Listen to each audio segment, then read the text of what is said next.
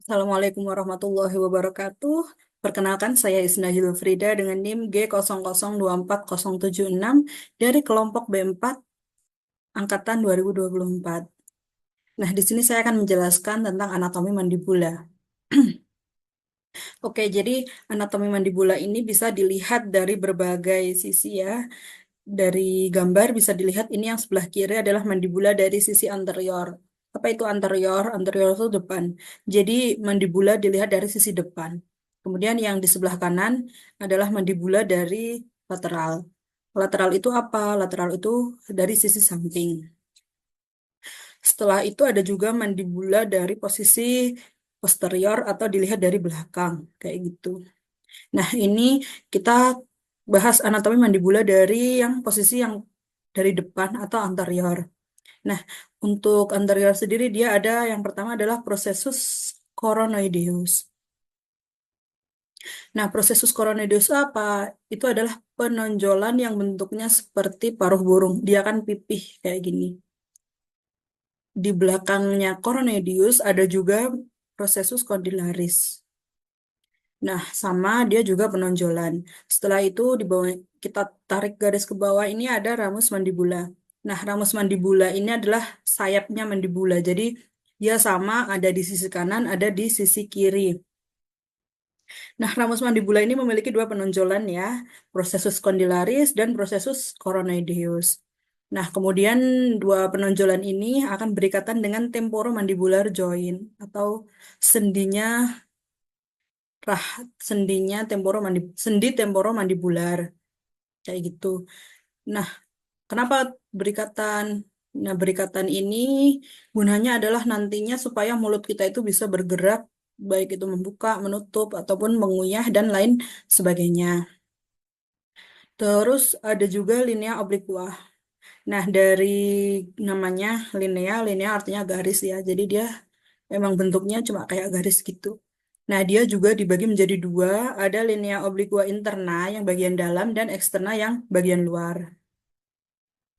Kalau yang interna, dia berfungsi sebagai tempat perlekatan otot yang membentuk bagian dasar mulut. Terus kalau yang eksterna, dia berfungsi sebagai tempat perlekatan otot buginator. Kayak gitu. Terus kita geser ke samping, ini ada foramen mentale. Foramen itu artinya lubang. Nah, foramen mentale ini dia akan berfungsi sebagai lubang atau saluran yang akan dilewati oleh arteri dan vena mentalis, kayak gitu. Terus ini ada juga basis mandibula. Ada juga tuberculum mentale. Tuberculum itu artinya penonjolan yang kecil. Setelah itu ada protuberansia mentalis, ada juga corpus mandibula. Nah, corpus mandibula itu apa? Dari namanya, corpus itu badan. Berarti dia adalah badannya mandibula atau rahang bawah. Kayak gitu. Terus kita geser ke samping ada angulus mandibula. Angulus mandibula ini adalah sudutnya mandibula. Jadi kalau di bidang forensik untuk menentukan mayat itu laki-laki atau perempuan, salah satu caranya adalah dengan menggunakan angulus mandibula ini. Kemudian ada juga pars alveolaris atau tempat perlekatan gigi. Kemudian ini ada ramus, jadi sama yang sudah aku sebutkan tadi, ramus itu sayap, jadi di kanan dan di kiri ada semuanya. Oke, yang ini adalah mandibula dari posisi lateral. Jadi lateral itu dari samping ya teman-teman, dari awal itu ada arcus alveolaris. Kita turun sedikit, ada pars alveolaris. Turun lagi ada foramen mental. Terus turun lagi ada protuberansia mentalis, corpus, angulus, tuberositas masseter. Ini adalah bagian kasar yang nantinya akan menjadi tempat perlekatan otot masseter, kayak gitu. Kemudian ada juga ramus mandibula. Sama seperti yang udah aku sebutkan tadi, ramus itu artinya sayap, kayak gitu. Dan ada juga prosesus condylaris, kaput mandibula. Oke, nah kaput mandibula. Apa itu kaput mandibula? Kaput itu artinya kepala. Jadi dia adalah kepalanya tulang mandibula ini di sini. Nah, setelah itu ada fapea. Favea itu kayak semacam mirip-mirip dengan suatu cekungan atau Ya, ya percaya. lekukan yang kecil. Oke, nah selanjutnya itu ada fovea. Fovea itu apa? Fovea adalah cekungan agak dalam yang ada di dalam mandibula. Namanya fovea pterygoidea. Nah, selanjutnya ada incisura. Incisura tuh yang ini. Incisura tuh kayak apa ya, potongan atau lekukan. Dan yang terakhir ada prosesus coronoideus. Terus ini adalah mandibula dari posisi posterior. Oke, sama kayak tadi. Ini ada prosesus condylaris, caput mandibula. Nah, di sini ada juga kolum mandibula. Kolum mandibula itu apa? Jadi kolum mandibula adalah lehernya si mandibula. Jadi biasanya di bawah kaput itu ada kolum kayak gitu. Terus ada lingula mandibula, sulcus mylohyoideus, fovea submandibularis, fovea sublingualis, symphysis mandibula, spina mentalis.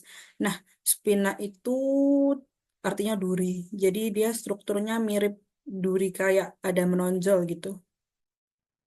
Terus ada foramen lingual. Foramen seperti yang udah aku sebutin tadi, dia adalah lubang atau nantinya dia akan menjadi saluran untuk lewatnya arteri, vena, lingualis kayak gitu.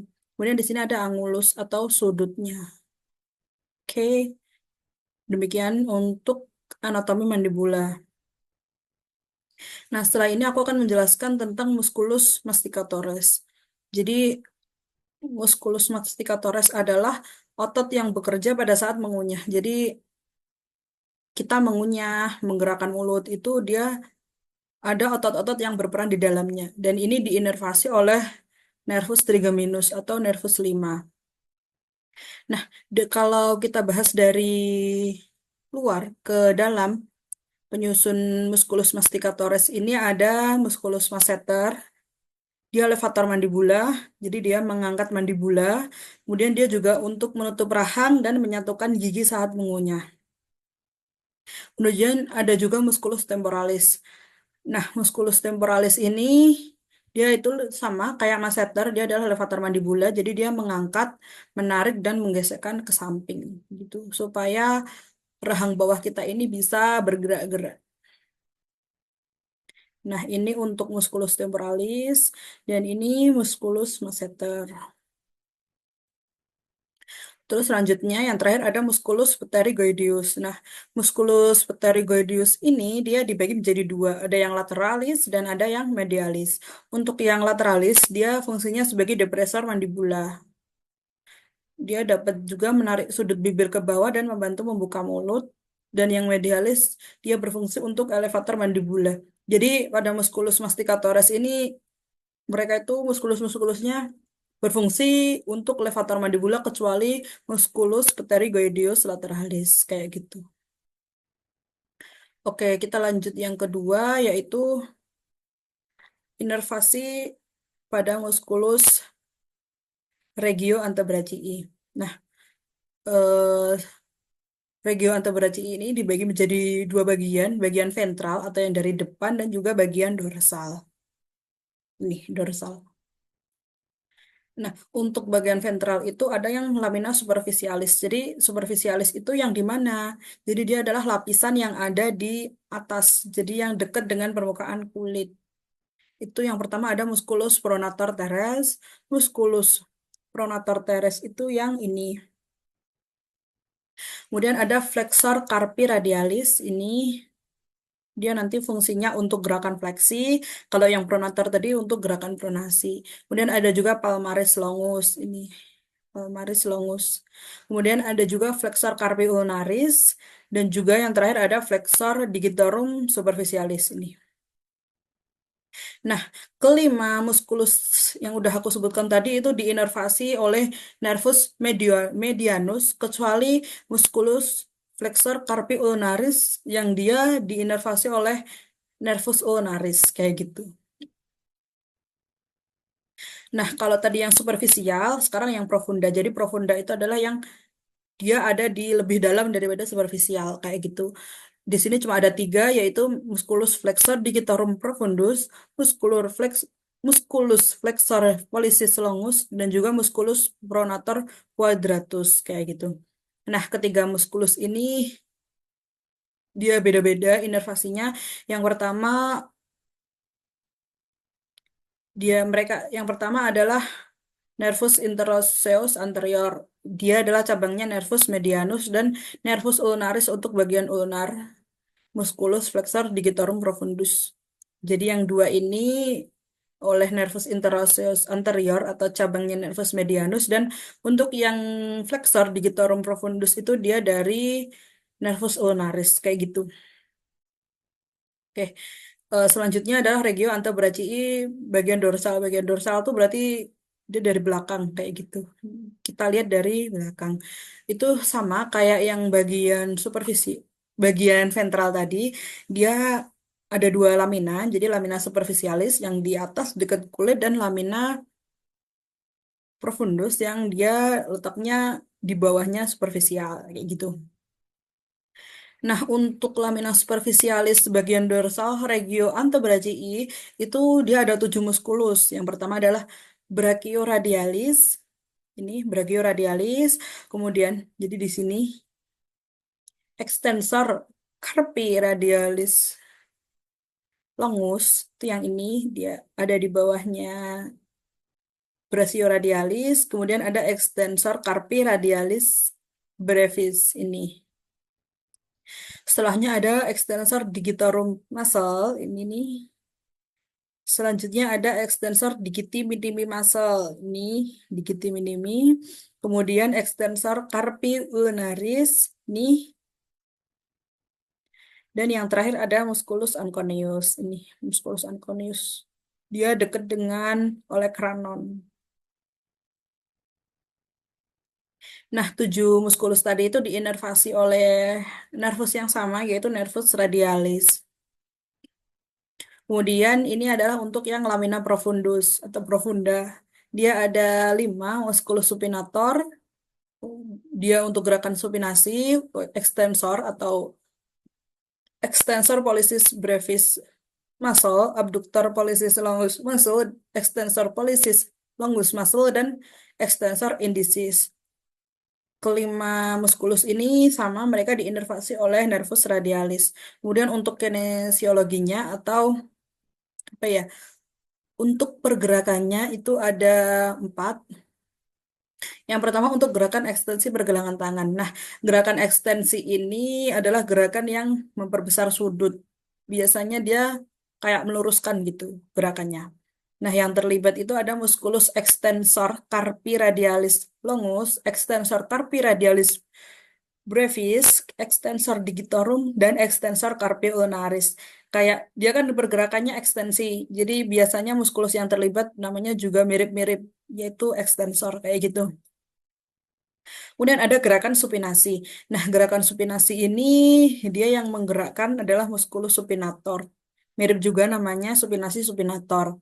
Kemudian gerakan pronasi. Nah, pronasi ini dia melibatkan 2 muskulus, yaitu pronator teres dan pronator quadratus, kayak gitu. Dan yang terakhir adalah gerakan fleksi pergelangan tangan. Nah, fleksi. Kalau fleksi itu berarti gerakan dia memperkecil sudut. Itu ada musculus flexor carpi radialis, flexor carpi ulnaris, palmaris longus, dan flexor digitorum superficialis. Nah, ini dari namanya juga kelihatan fleksi, muskulusnya flexor, kayak gitu.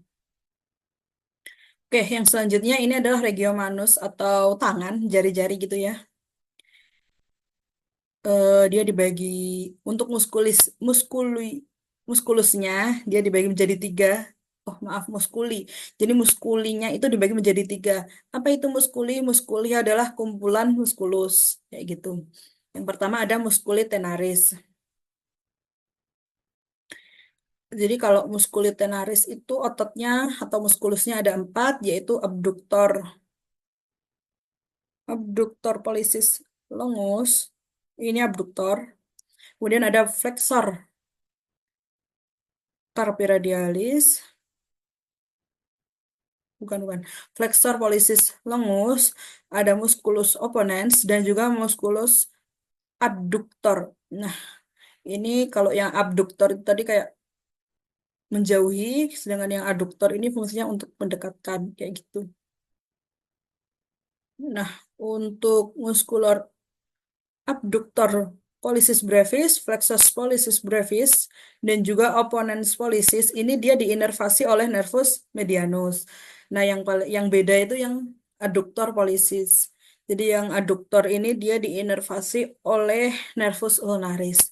Kemudian ada musculi hypotenaris, jadi kumpulan otot hypotenaris kayak gitu. Itu ada musculus palmaris brevis. Palmaris brevis, kemudian ada juga musculus abductor digiti minimi, musculus flexor digiti minimi brevis, dan juga musculus opponens digiti minimi.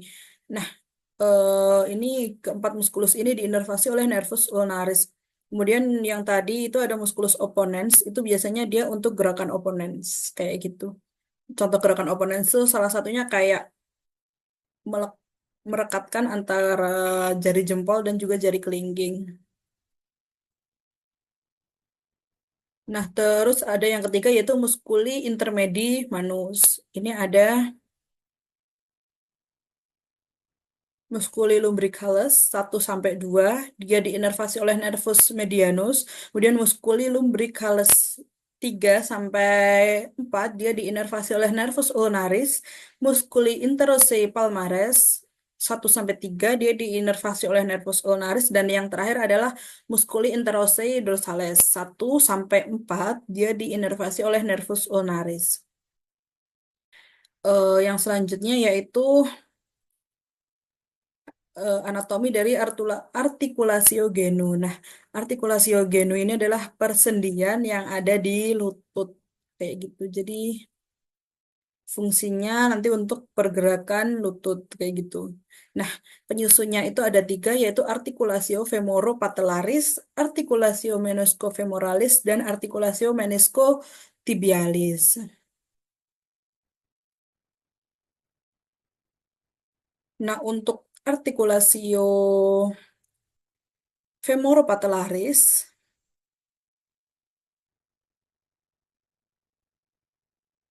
oke.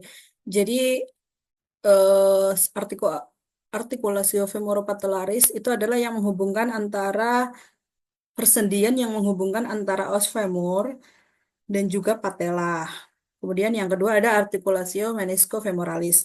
Nah, kalau artikulasio meniscofemoralis ini adalah persendian yang menghubungkan condylus femoris dan juga meniscus medialis et lateralis, kayak gitu.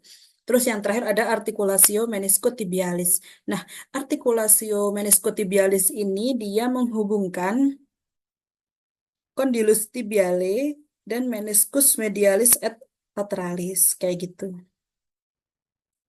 Kemudian yang selanjutnya ada ligamentum yang memperkuat artikulasio genu. Nah, untuk ligamentumnya itu ada 5 ya. Yang pertama ada ligamentum kolateral medial, ligamentum kolateral lateral, ligamentum patella, ligamentum cruciatum anterius et posterius, dan yang terakhir adalah ligamentum transversum genu. Kayak gitu. Oke, kita next. Yang terakhir adalah anatomi os femur. Jadi os femur ini adalah os longus yang paling panjang dalam tubuh kita. Dia ada di ekstremitas inferior, alat gerak bawah, kayak gitu. Nah, kemudian os femur ini dalam tubuh kita ada dua, kanan kiri, karena dia adanya di kaki bagian atas, kayak gitu. Nah, oke kita bahas untuk os femur ini. Yang pertama ada caput femoris. Apa itu caput femoris? Caput femoris itu kepalanya os femur. Jadi dia ini nanti akan melekat dengan os sacrum kayak gitu biar mereka tuh bisa membentuk persendian. Yang melekat adalah caputnya ini. Kemudian ada juga fovea. Jadi fovea ini adalah cekungan yang agak dalam, fovea capitis femoris. Ya, jadi di sini tuh ada cekungannya gitu. Tapi karena ini cuma gambar gini nggak kelihatan. Terus yang ketiga ada kolum femoris. Kolum seperti yang udah aku sebutin di awal-awal tadi, kolum itu leher. Jadi dia adalah lehernya os femur. Kemudian yang selanjutnya dia ada,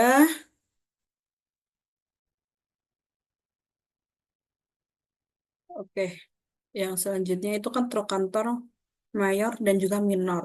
Ini trochanter mayor dan juga minor. Trochanter itu apa? Itu penonjolan. Jadi mayor itu untuk yang lebih gede dan juga minor itu untuk yang lebih kecil. Setelah itu ada fossa trochanteria. Nah, ini fossa trochanteria. Kemudian ada linea intertrochanter. Jadi linea itu kan garis. Intertrochanter berarti dia adalah garis yang ada di antara dua trochanter mayor dan juga minor kayak gitu. Setelah itu ada juga corpus femoris. Nah, corpus femoris, corpus itu artinya badan, jadi dia adalah badannya os femur.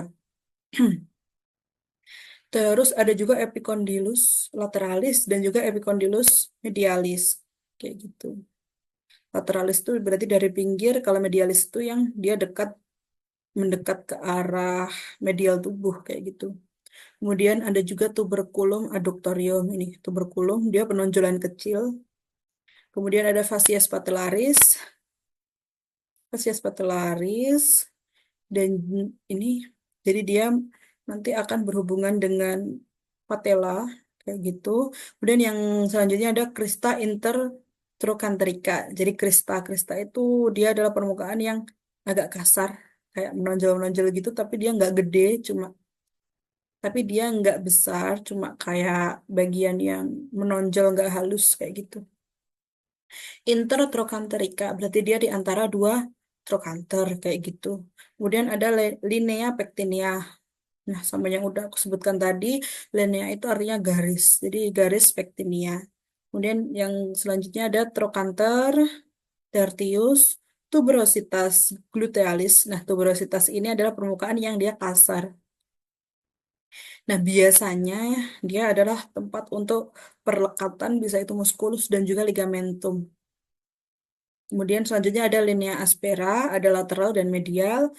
Kemudian ada fascia poplitea, linea intercondylaris, berarti dia adalah garis di antara dua condylaris. Kemudian yang terakhir adalah fossa intercondylaris. Kayak gitu. Nah, sekian untuk os femur. Oke, terima kasih. Jadi, sekian presentasi dari aku. Kalau ada kurang lebihnya, aku mohon maaf. Assalamualaikum warahmatullahi wabarakatuh.